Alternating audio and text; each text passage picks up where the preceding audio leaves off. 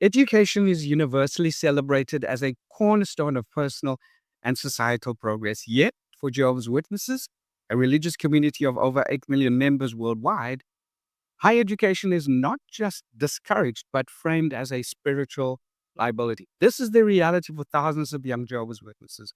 While most families celebrate academic achievement, the Watchtower Society warns against it. For decades, Jehovah's Witnesses have been told in no uncertain terms that pursuing higher education is dangerous, not just practically, but spiritually. But why?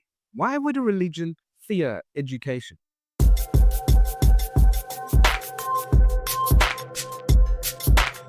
As a former Jehovah's Witness, I lived through this anti education culture. And I believe it's one of the most effective and devastating tools the organization uses to maintain loyalty and suppress dissent. Education is indeed often heralded as the great equalizer, the cornerstone of progress and enlightenment.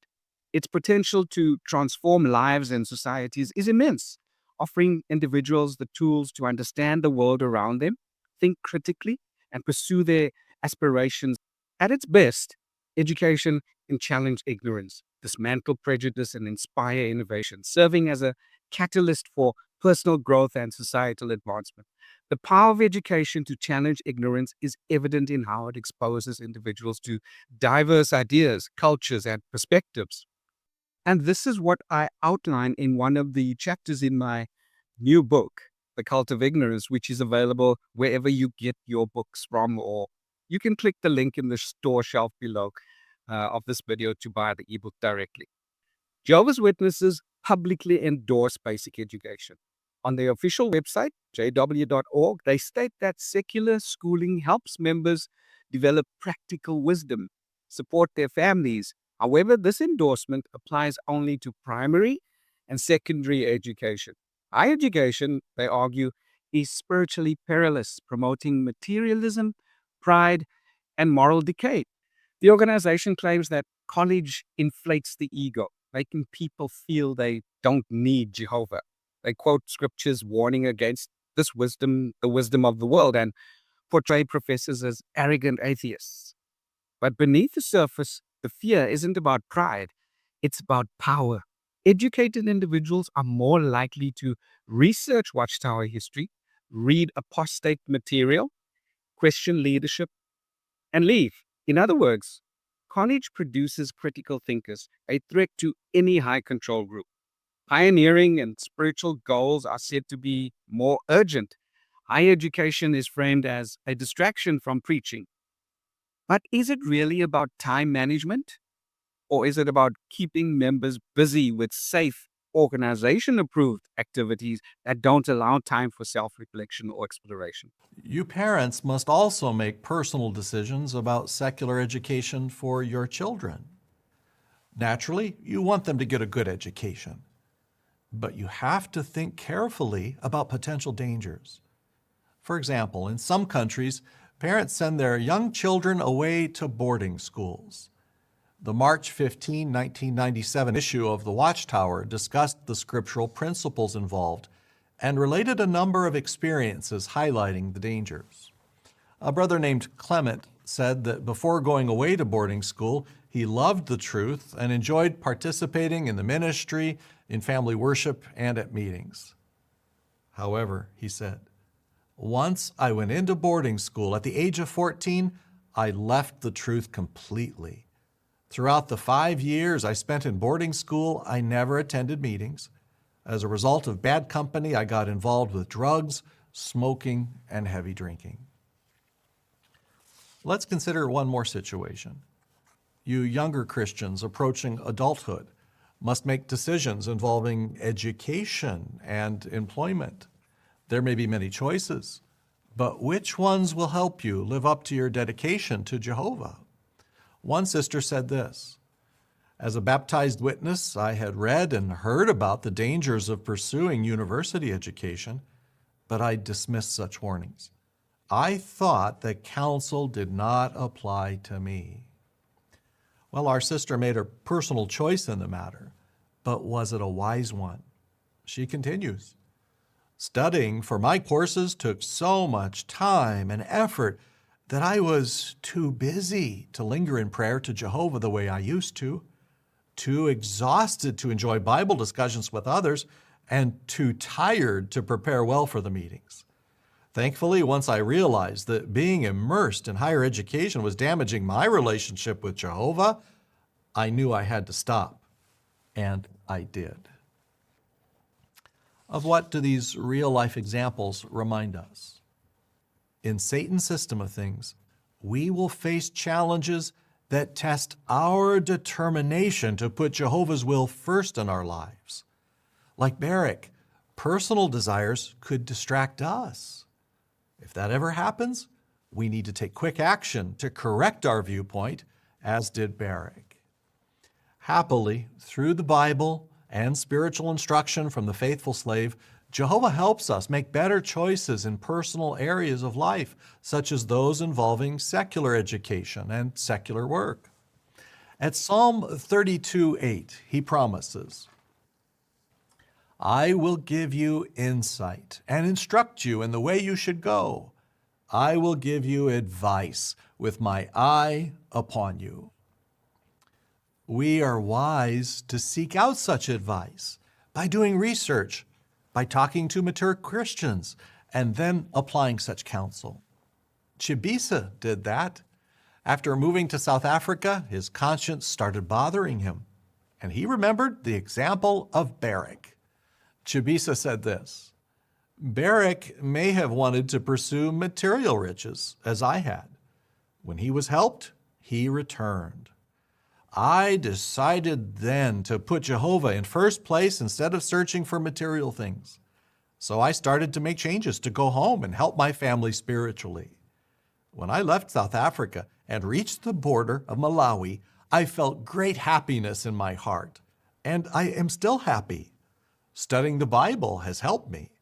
We still encounter financial problems, but I remember that in Satan's world, there is nowhere we can go and have no problems.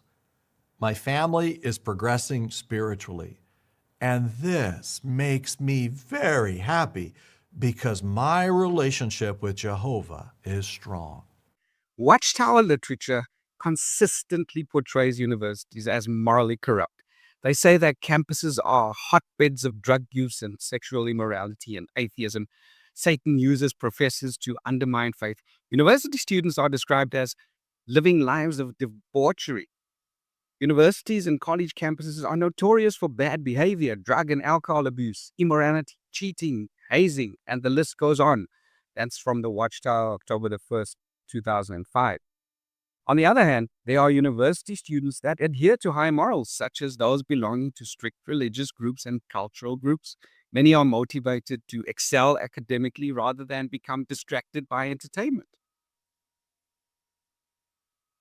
Then there is the world is ending soon anyway. Why plan for a future that won't exist? Many of us need to work to support ourselves, but finding the type of work that allows us to serve Jehovah whole-souled may be challenging. Let's see how Bible principles influence the career decisions of two young publishers.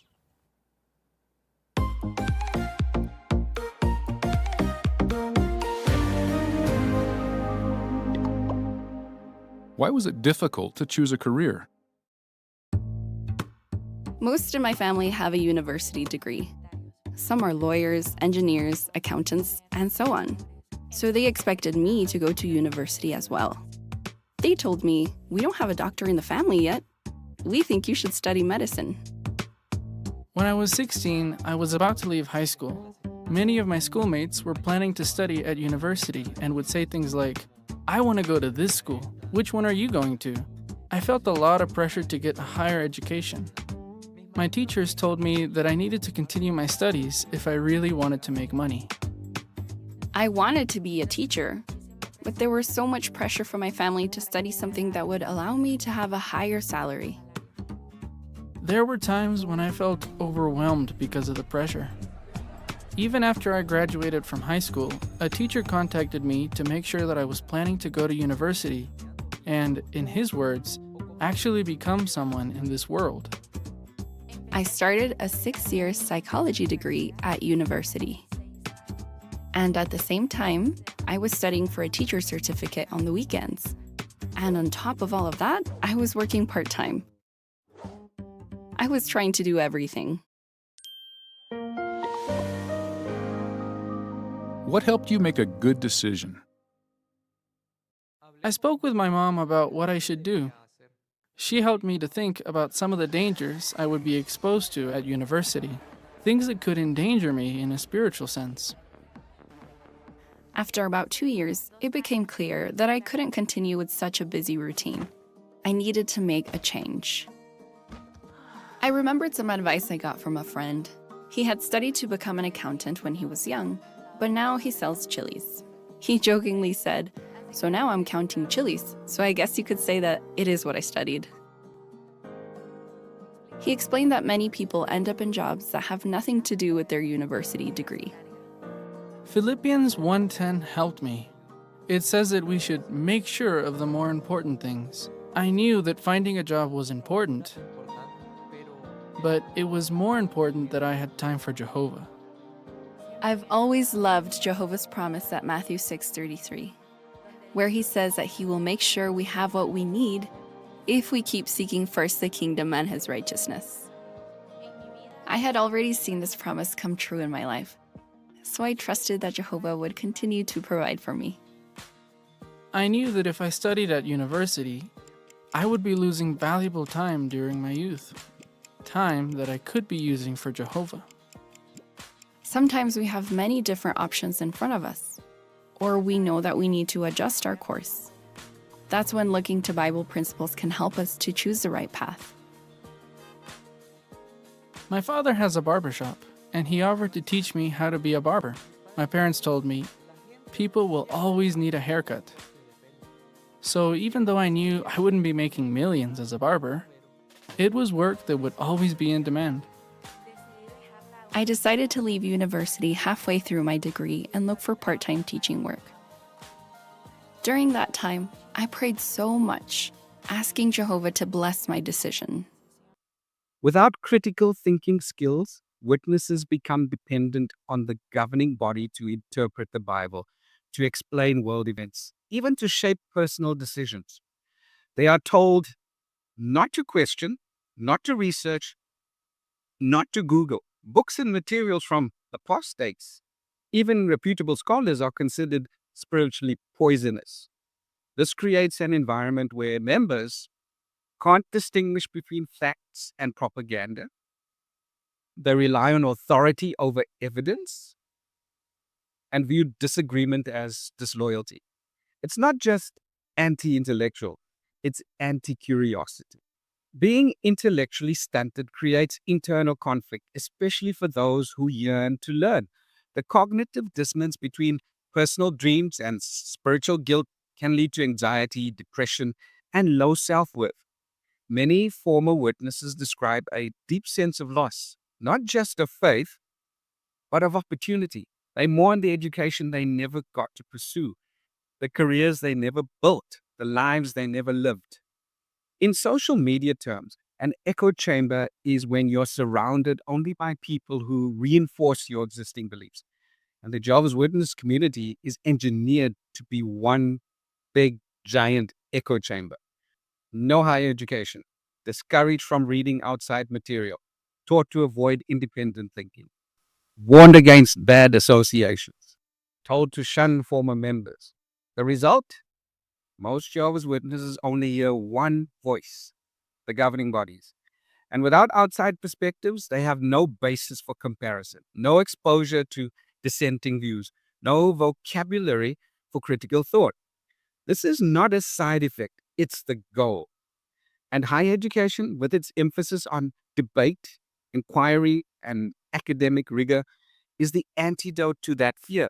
That's why it must be discredited at all costs. And here's where things get particularly hypocritical.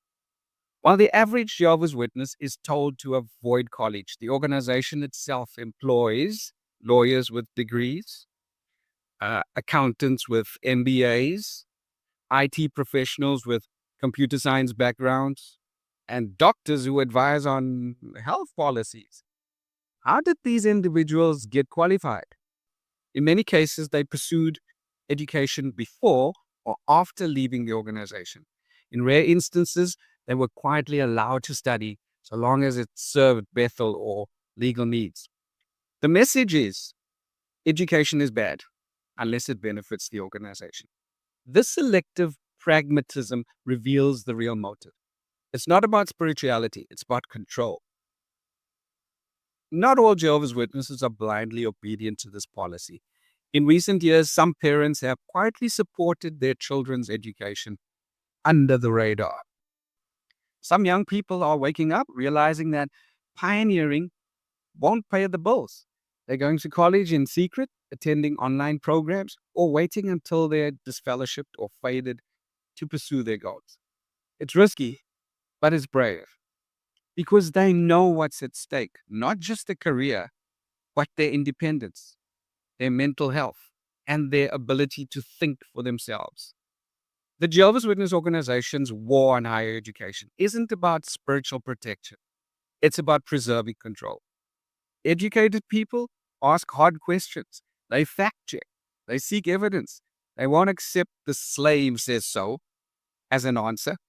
They might read early Watchtower publications and notice contradictions. They might study psychology and recognize coercion. They might take a history class and see parallels with other high control groups. So they must be stopped before they even start. Keeping the flock ignorant isn't accidental. It's doctrinal strategy. But here's the truth. Learning is not the enemy of faith. Ignorance is. You can believe in something deeply and still study, ask, challenge, explore. True belief doesn't fear inquiry. It welcomes it. If you're a Jehovah's Witness watching this and feeling conflicted, ask yourself, why would a God of truth be afraid of education? Why would a religion that claims to be the only true path tell you not to examine alternatives? The Watchtower's war on higher education is less about morality than control. By keeping members economically vulnerable and intellectually isolated, the organization ensures dependence on its structures.